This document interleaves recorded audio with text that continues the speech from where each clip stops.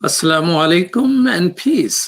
This is Imam Malik Mujahid, and you're watching Muslim Network TV on Galaxy 19 satellite, which covers the whole United States, east to west, north to south, 57 million subscribers, goes all over Canada and Mexico. You can also watch us on OTT devices like Apple TV, Amazon Fire TV, Roku, or you can download our app, or if you are into watching everything in the universe on YouTube, you can watch us there, but ensure that you subscribe as you're watching. Our website is muslimnetwork.tv.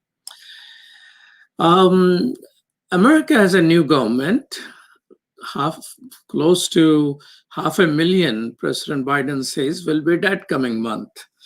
So situation is not good, and not only we have messed up with our dealing with the pandemic.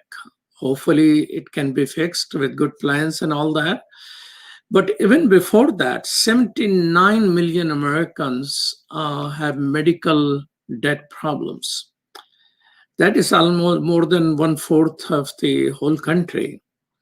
Senator Bernie Sanders actually says, and he has been challenged on those statistics, that every year 500,000 Americans file for bankruptcy because of the outrageous medical bills. The American Journal of Medicine reports that nearly half of the people who experience medical bankruptcy mention that it is the hospital bills which is causing all of that. And 22% of consumers with debt in collection have only medical debt. So they are responsible people. They have no other debt but just the medical debt. And 54% of consumers with medical debt have no other debt listed in their credit reports. So they are responsible people, but unable to handle. Some of them have 2 jobs. So it's a national problem. It will require a whole lot of thinking to handle it as a nation. But there is a Muslim physician from Pakistani heritage in Arkansas who had done it in his own way. He started a cancer treatment center.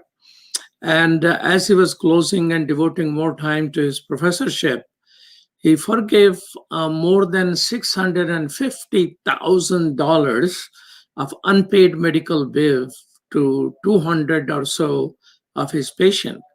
And he is with us on Muslim Network. And Dr. Omar Atiq is his name. Assalamu alaikum. Assalamu alaikum, Imam sir. Welcome to Muslim Network TV. Dr. Omar Atiq is a professor of head and neck surgery at the University of Arkansas for Medical Sciences, and the former founding director of Arkansas Cancer Institute in Pine Bluff, Arkansas. Well, thank you so much for your generosity. Well, thank you, Mr. Mujahid. I've known of your work for a long time, mashallah, from starting Sound Vision decades ago when we used to get stuff for our children from you, and we appreciate that. Just as minor correction, my secondary appointment is head and neck surgery. I'm an oncologist. I'm a professor of medicine, nothing important.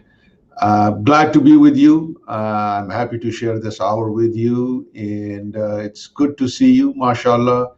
You're doing well as you were 20 years ago or 25 years ago when we first met. You may not remember that.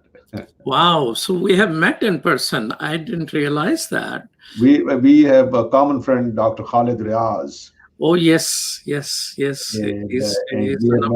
have met at ISNA meetings, and we have, I think, met otherwise too. But well, it seems oncologists have better memories than political scientists. Well, maybe it has more to do with the fantastic work that you are doing, and you have been doing all around in the country and on the continent on behalf of Muslims and others. That makes you more memorable. Well, thank you so much for you continuously are generous towards me as well. But show is about you. If you have not forgiven this particular loan, what would happen to these people? Well, let me start by saying this. We were blessed with an opportunity and took it. So I want to make sure that, and you have mentioned that earlier in your segment, in your introductory segment, that the issue is not about loan forgiveness, the debt forgiveness. The issue is the debt. Having said that, of course, we people who cannot pay debt when they're in debt, life becomes very hard for them. It becomes hard for them not only in a material sense, but also emotionally and intellectually. None of us wants to be in any debt of whatever kind. And so, and that's why, as you know, in our Islamic tradition, forgiveness of debt has a very important place. And, they would have gone along. There is a God up there who takes care of all of us, one way or the other. And we all kind of help each other in different ways. This was a small way that we were able to do that, and happy to be of value to our neighbors and our community. If the debt was still there, how long it would have taken these people to pay off? Because I read somewhere that they were paying $5, $10, and it seems that was their capacity. Or some of them, is it possible some of them might end up in bankruptcy court? Absolutely. Many of them would have, and it would have taken them years, if not maybe even a decade or longer. And that's assuming that they had the means, and that's assuming they had the life. So yes, it's a terrible situation, without question, and embarrassing one for those of us who are somewhat luckier. And for the whole country, and we'll get into the detail of that. But it seems you opened this Arkansas Cancer Clinic in the community of Pine Bluff to ensure that those people who are economically disadvantaged benefit from that. So is the selection of the site was based on your demographic understanding that this is where the people are underserved? It's interesting. Yes and no. So when I was finishing my fellowship in Manhattan at Sloan Kettering, I was planning to go back to Peshawar, from where I was born and raised. To Pakistan. And as you may know, Memorial Sloan Kettering is one of the leading cancer centers in the world, in our country. And so I wanted to go to a smaller place to make the transition from going to the first center in the first world country to a developing country and starting a new service. So somewhere in there, Pine Bluff became an opportunity for me to make that, to be a bridge from me going from Sloan Kettering to Peshawar. And of course, the second step never happened. Well, it didn't happen. But that's how I ended up in Pine Bluff.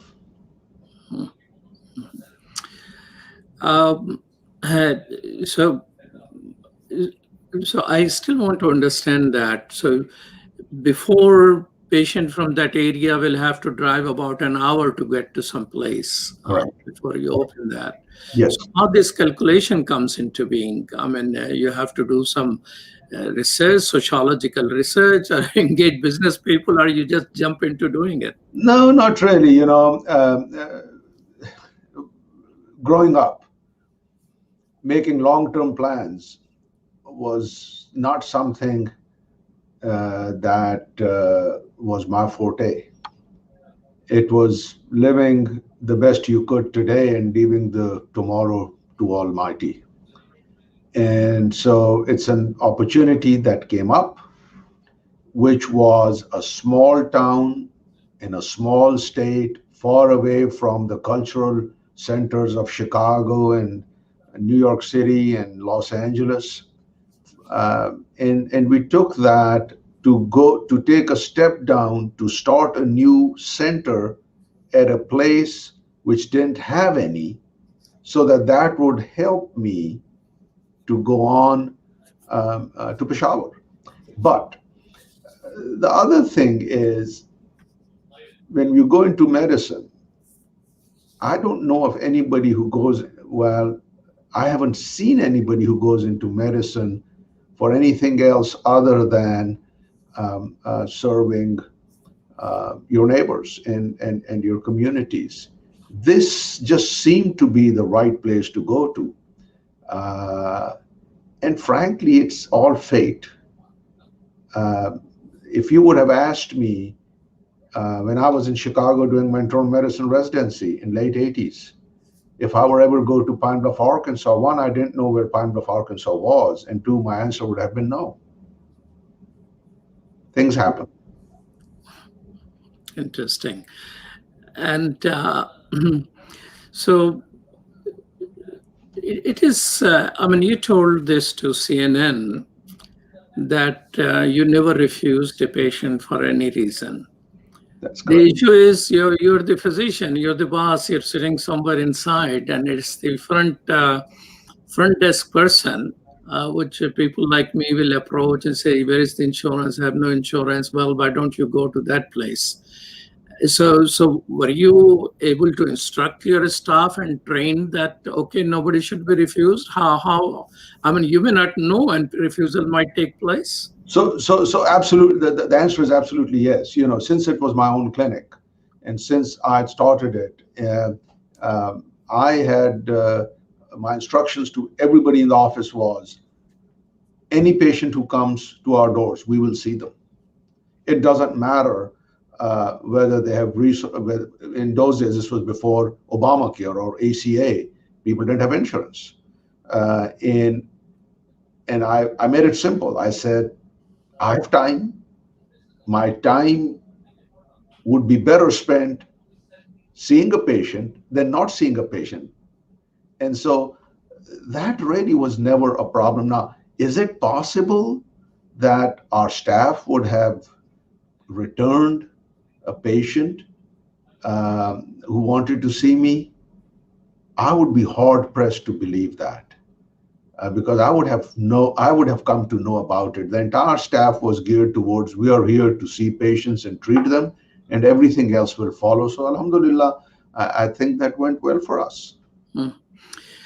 Now, how many physicians which you know or you might have studied who follow this particular practice that see whoever comes?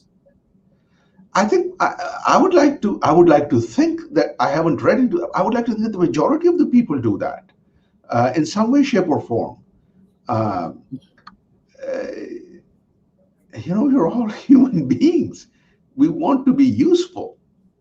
That gives us a purpose in life, and it's a more important purpose. And I'm not trying to be Pollyannish here than making a living. Of course, making a living is important. Please don't take me wrong.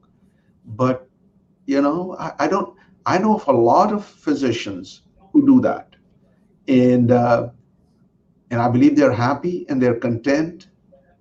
And maybe even happier than those who don't take patients or who somehow select their patients based on criteria other than their expertise. Now, of course, if a patient comes to me that I'm not an expert at dealing with, of course, I'd send them to another person. But I think there are a lot of people who do that. Now, there may be some who don't. Everybody lives their own life. You know, who are we to judge? Yes, so probably those things happen when and more in hospitals and places like that. I have experience both ways, but I thought since I'm in a community person, people, you know, without being insurance, I have found that I could handle, but both ways are possible. Well, in America, you know, survey after survey, Gallup does a survey of which profession is more respected in the country. The politicians and the media comes at the bottom two, three. But physicians are among the top two, three professions. And probably people feel what you say in their heart when they rate physicians as among the top like professions in the country. Other two are teachers and military. You're watching Muslim Network TV. This is Imam Malik Mujahid. I'm talking with Dr. Omar Atiq, and we'll be right back after these messages.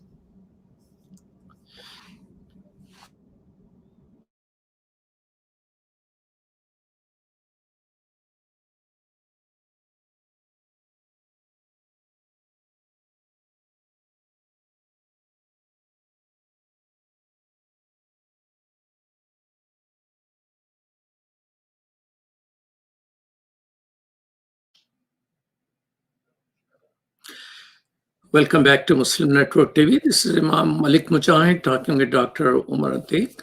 One of the statistics are that people who are in medical debt, 70% of them say that they try to pay while cutting back on their spending on food and other basic household items.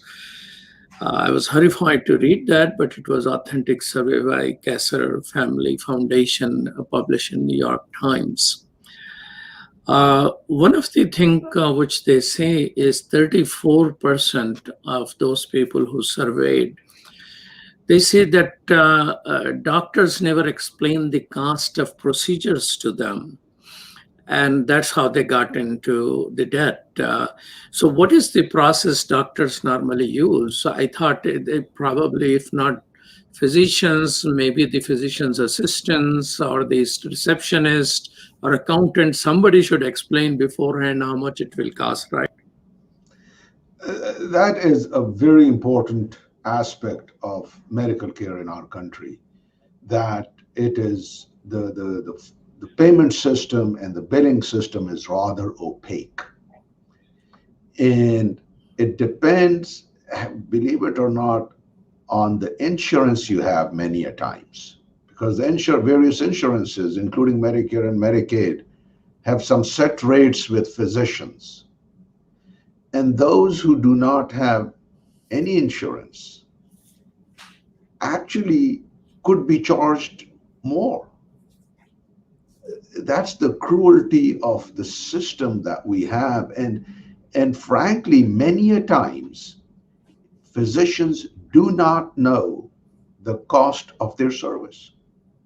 So it's not that they're not telling, they themselves don't know what is going to be the cost. If you were to ask me now, after 30 years of being in practice, what is the cost of treating a breast cancer patient for 1 year, I would make an educated guess. That's the truth.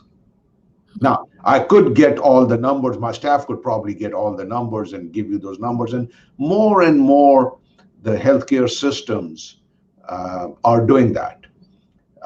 And now, as you know, the federal government has mandated that hospitals who take Medicare should post their charges.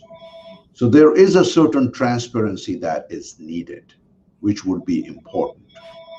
But our healthcare system is a myth, and it is untenable from any aspect you look at it.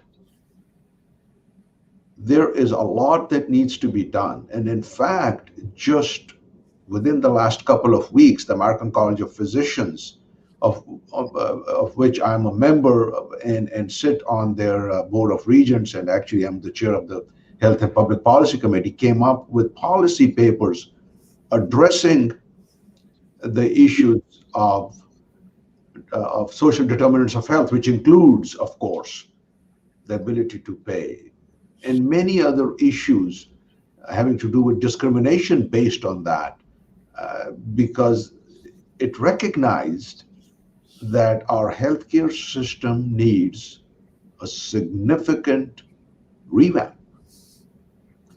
And there is a certain element of push towards that.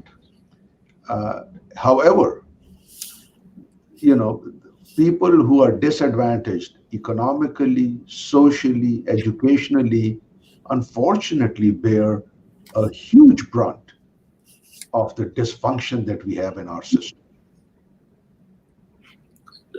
So there is a no way a physician, I mean, physician probably is busy focusing on the patient. And instead of getting the mathematics, okay, which insurance it is, how much they're going to pay, and how much we need to tell them, probably the insurance also have a very lengthy uh, checklist of deciding, because each patient, they may have multiple policies. So the complexity is such that it's not like a shop, you enter and say, okay, this is the price and this is on sale and all that. So system is complex. And so since you're on a policy table of American, what is called American Medical American College of Physicians. American College of Physicians. So the simplification, are they recommending some simplification of the system, as hospitals now, you're saying, are required to list what is going to be the cost? So yes. So one of the so you have to look at, you have to have priorities. So the first priority of the college, and it's the largest medical society, specialty society in the country, the largest priority was to have access and affordability, and that paper came up about a year ago.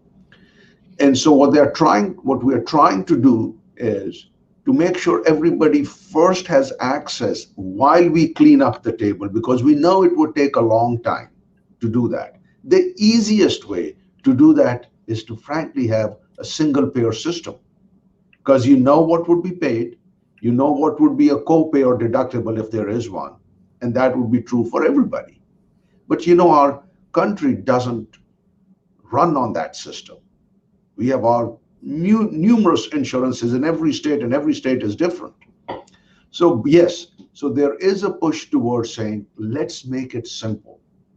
The system is so complex, so cumbersome, and so expensive that even educated professionals find it hard to decipher their bills. I'll give you my personal example.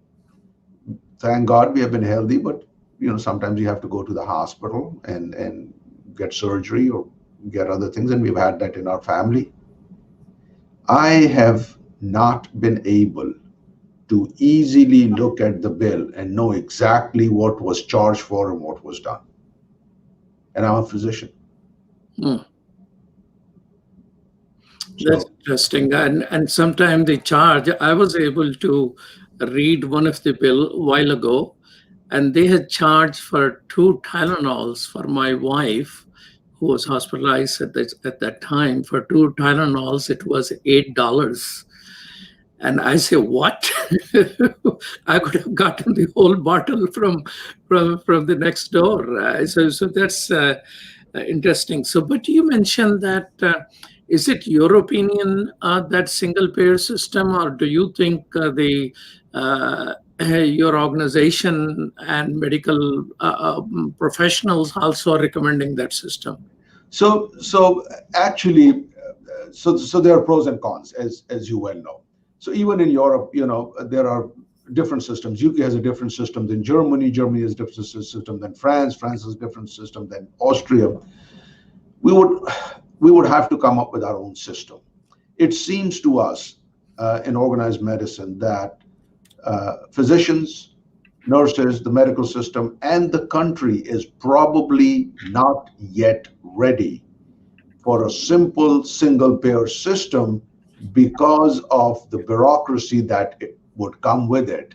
Remember, that system would be dealing with about 18% of our economy, about $3 trillion. And so, but there has to be simplification. There has to be where anybody who goes into a doctor's office knows what the charges are, what the payments are, and what he or she would have to pay.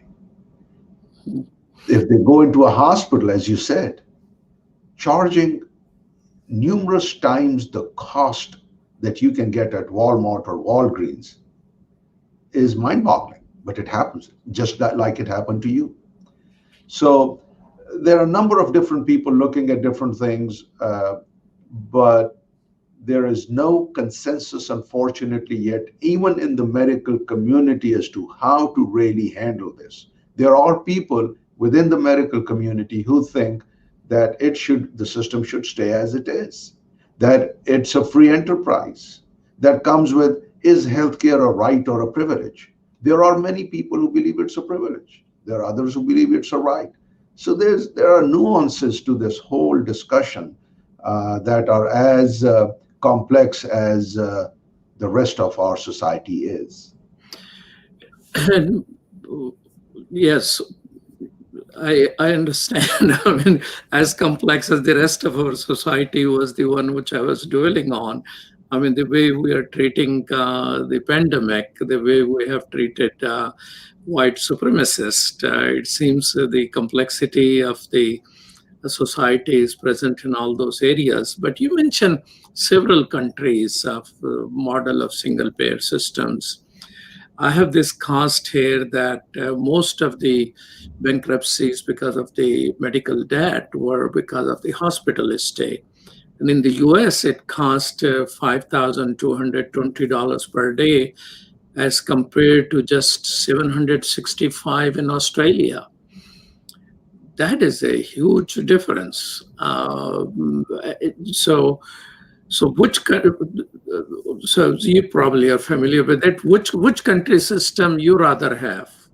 So this is my personal opinion. Of course, I'm not representing any medical organization at this time, but having looked at all systems, I'm not as much wedded to a system as I'm wedded to the idea that healthcare is a right. And I'm wedded to the idea that in the most prosperous country on the planet, nobody should have to worry about medical debt, let alone go bankrupt from it. So it would be much simpler. I mean, we can look at some form of Canadian system without the long waits. We are not used to long waiting. We cannot have that. We can look at the Scandinavian system. It seems to me that eventually we might come to something like a combination of Austrian, German systems, where there are health insurances, but every citizen, every person is guaranteed health care. How it is paid for is a different situation. So I would like us to divide it to where first we should make sure that all Americans should have easy access to affordable healthcare.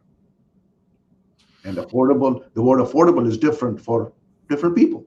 It should be affordable to one who has nothing, no material possessions. That's what I meant by nothing. Everybody has something.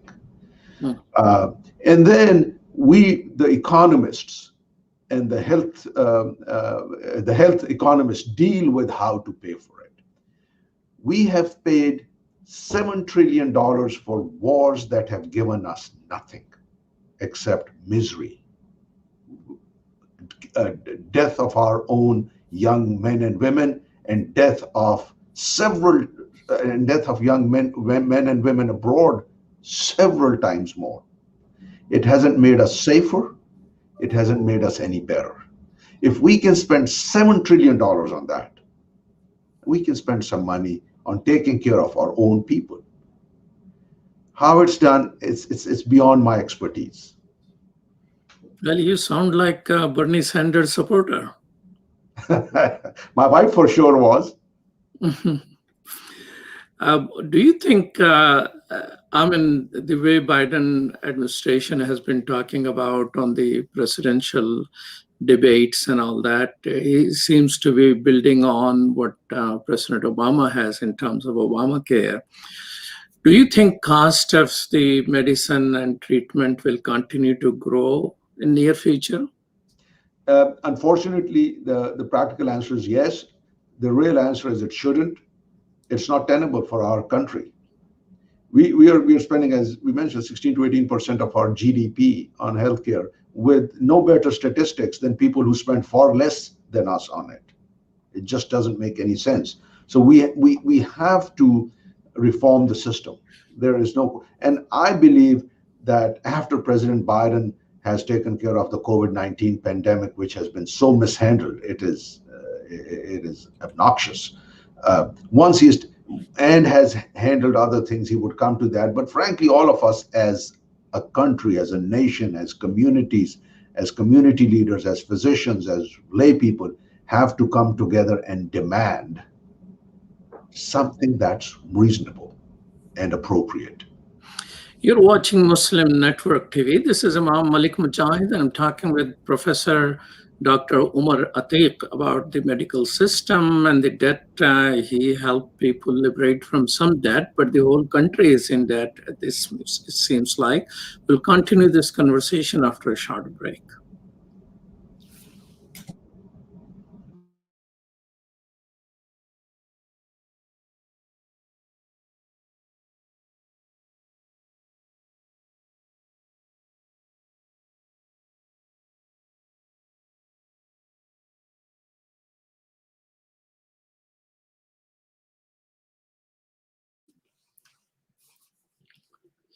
Welcome back to Muslim Network TV. This is Imam Malik Mujahid. I'm talking with Dr. Omar Atiq. You mentioned before the break that hopefully Biden will find some time. I mean, he has so many things to handle. Although he seems to have started, I think he has already signed probably 30 or so executive orders in his priority areas of focus, and sent a couple of bills to the Congress to pass. So reforming the medical system, hopefully he will get to it. But if you were to recommend him 3 or 4 first steps in the next 100 days, what would those be in the area of medical care? One thing that has been talked about a lot, which I think should be available, is a public option to our Medicare program. Anybody can have private insurance if they want. That's their choice. But anybody who wants to get a public option should be able to get that and pay for it in affordable manner, which should be tied to one's income and wealth. That would hopefully, and it has been shown that might be able to take care of most of our access. Is Biden willing to do that? That I don't know, but that was talked about, if you recall, even in the ACA or the Obamacare, as it is known, but it was rejected by big insurance companies because it's against their personal interests. But a public option is the right way to go, simply because it doesn't take anybody who wants to have private insurance, it's there. But a public option is an option for anybody who doesn't get insurance or likes to get Medicare and pays for it if he or she can afford it, or gets public subsidy, to be on it. I think that is doable. That should be done. That is, it has been looked at. That's number one. Number two is there has to be competition in prices. We say we are a free country, and we say that we believe in free competition. But in the drug industry, we don't believe in getting our drugs from Canada or UK, let alone developing countries. I mean, how's that fair? if I'm a free man, I should be able to get my medicines from anywhere in the world. Now they talk about, well, they may not be safe. That's my choice. I can bet anything that medicines in Canada are safe. We should be able to import medicines from that. There should be competition, and there should be price competition. And I think at some point in time, although my colleagues may not like this, but I think we should be able to tell patients what a service will cost so that there is true competition between various people who provide that service. Those things can be done and can be easily done even without major legal maneuvering. Again, as you just mentioned, there's so much on the plate.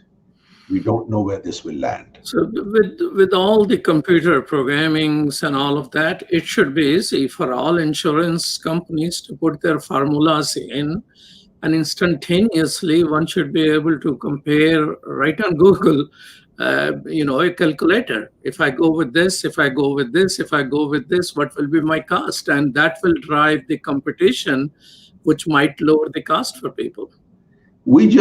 For all those who believe in the capitalist system, we just need to invoke that system, that competition, into the healthcare, right? I mean, so yes, absolutely. I mean, I think it can be done. It should be done. I think it's about high time that we look at the cost. Now that you have closed your Arkansas Cancer Clinic, you have some time. Are you going to become an advocate for these three things which you suggested? Well, actually, I've been doing this for a long time, Imam Mujahid. When I first started, I've always believed in being a part of the community. So when I was in Arkansas, even in the first year or 2 years, I was a part of the community.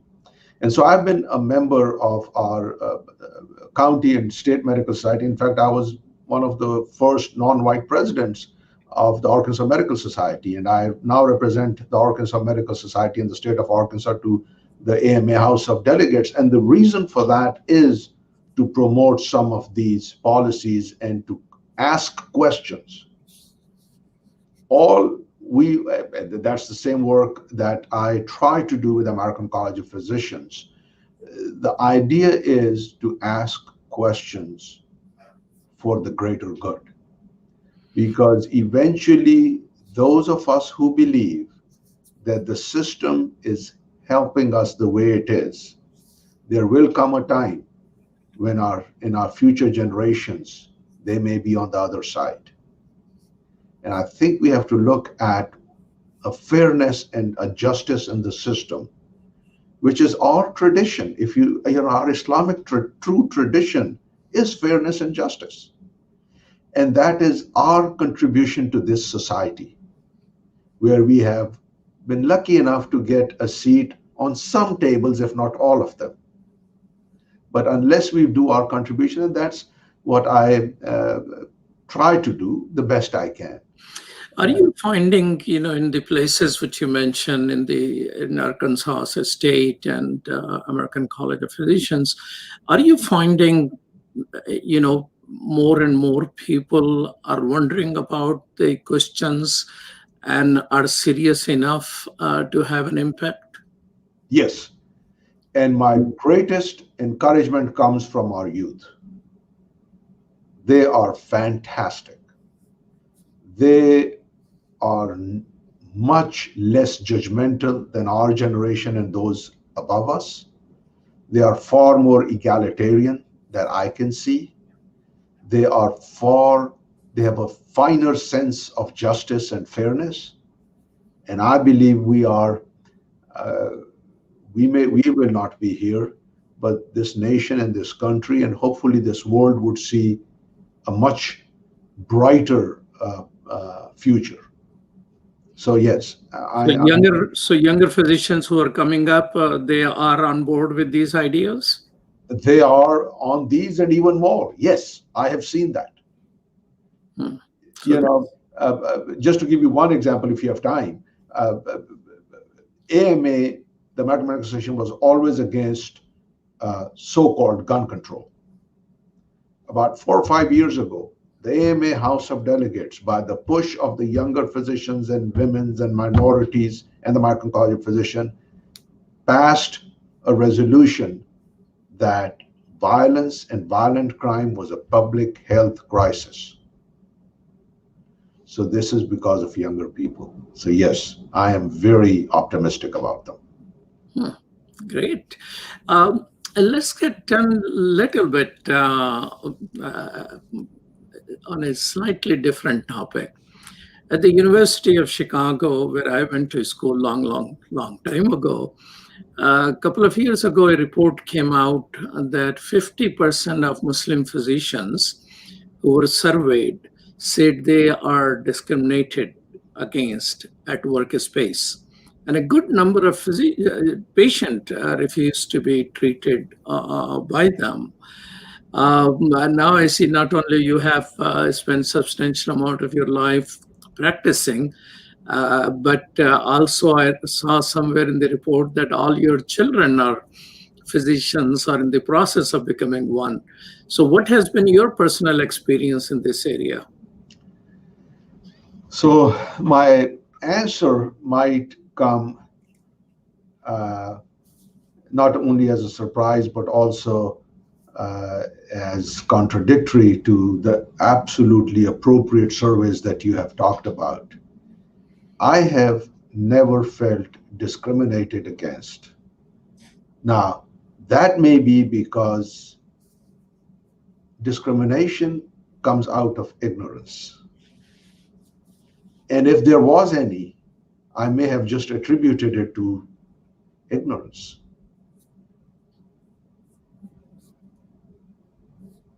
So I have had so much given to me as a physician that I can't complain about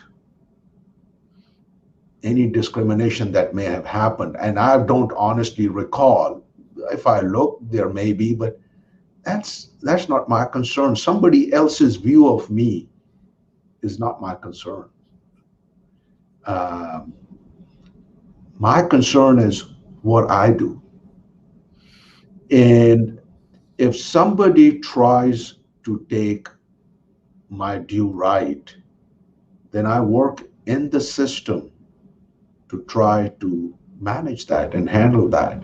And that's what I have taught. We have, both my wife and I have taught our children. So I'm sorry, I can't give you a better answer than that. That's good answer. That so tell me this.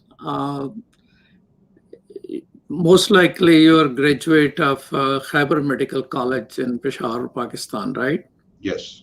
Okay. So Khyber at that time probably hardly has any fees. So you graduated without any debt, most likely. Is that correct? I not only graduated without any debt, I was given a scholarship. So I was actually given some extra money to become a physician. Wow. Same is true about me, although I chose not to go to medical school, but wherever I went, I was given a scholarship. Do people in America know there are alternate systems of education? Not as well as you and I would like to believe. Do they know? I think people who want to know it, but and this is just my hunch, that the majority probably do not. Because just like medical debt, just like debt because of the medicine, I think college debt is a big issue as well. So while we have taken so much from a country, and then here we also are blessed with so many things, how you are thinking of the way you contributed to Arkansas? What are you thinking of contributing to a country which essentially not only gave you free education, but gave you some money to get educated? Absolutely. So it is absolutely the most important question that anybody could ask. Since leaving Pakistan, more than half my life ago. Uh, I have tried to not forget, one, where I came from, two, to do what I could within the realm of my abilities to give back. As you know, Imam Mujahid, we have an organization called APNA, which is a physicians organization. I uh, was happened to be a president of that some years ago, and I was involved in a program called Apna Sehat, which was started by Apna in 1988 uh, to improve. It started with basic health care in poorest areas of Pakistan, and then it expanded to improving the economic situation. And Human Development Foundation of North America, that I know you are well aware of, and our mutual friend Dr. Khalid Riaz has done tremendous work there, besides many others. We were all a part of that. More importantly, I think what is what in our opinion needs to be done in Pakistan is different than what needs to be done, of course, in our adopted homeland. In Pakistan, the biggest issue is just preventive healthcare. As you know, there's more bang for the buck in prevention than it is in cure. In Many of us have worked towards that end in Pakistan, and in fact, this concept of Apna Sehat and HDFNA was then taken in Peshawar government by one of our own, Dr. Naseem Ashraf, who happens to be a Khyber graduate and a cousin of mine, to the National Commission for Human Development for grassroots empowerment in the country. It had done extremely well, and it was very successful to an extent that it is still there. But then, unfortunately, the successive political governments just totally ruined the caliber of the program by inducting people who really shouldn't have been inducted into that sphere. So we work on that, and of course, one of my dearest emotional tributes might have been to be a part of a movie called Jinnah that we made on the person who made Pakistan possible for us. This is not to say that I have paid the debt that I owe. I would never be able to pay that. But to be able to continue to strive in our own way for fairness and justice, not only in our adopted homeland, but in our motherland, is really incumbent upon us. I mean, it's to me, that is the debt that I have to continue to pay, and I have to continue to be cognizant of. So I don't know whether that's answered your question. yeah, it does. Thank you so much. But do you think these second generation Pakistanis, they will continue the tradition which Apna started with the Human Development Foundation and Apna Sehat and other programs? Because they benefited from there. Some of them worked with you to strengthen that system. But if that system is dependent upon funding in the US, is the second generation of physician, are they taking a part in their parents' home country benefits as well? Not as much, and for obvious reasons. You know, for them, their place of birth and their country is United States or Canada, depending on where they were born and raised. But they have heritage. Some are doing a lot of work. Some may not be. Eventually, it comes to the people who are living in a certain society and in a certain community, who are born and raised in a certain way. You know, there is something to be said about, being from a place that gives you the affiliation and the association and the fondness that cannot be pushed into another generation. So I think many of us are trying that our heritage is passed on. Most of us try that, I suppose. Whether or not it is remains to be seen.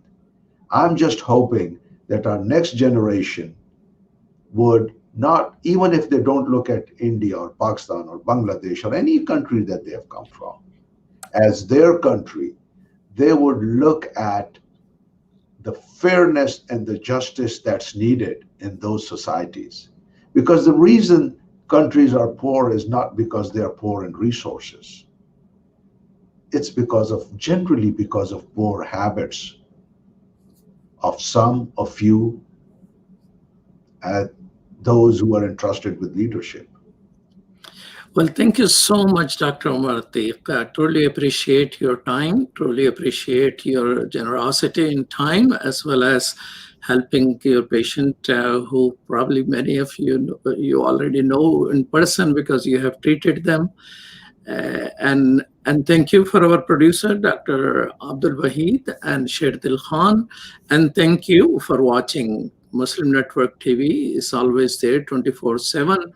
Stay tuned for further programming. You have been watching Muslim Network TV on Galaxy 19 satellite or Apple TV, Amazon Fire TV, Roku, or your own app. If you don't have one, you can download or our website, or if you're a YouTuber, you can always watch there on Muslim Network TV. And do remember to subscribe. Thank you. Peace. Thank you very much. Thank you for the opportunity.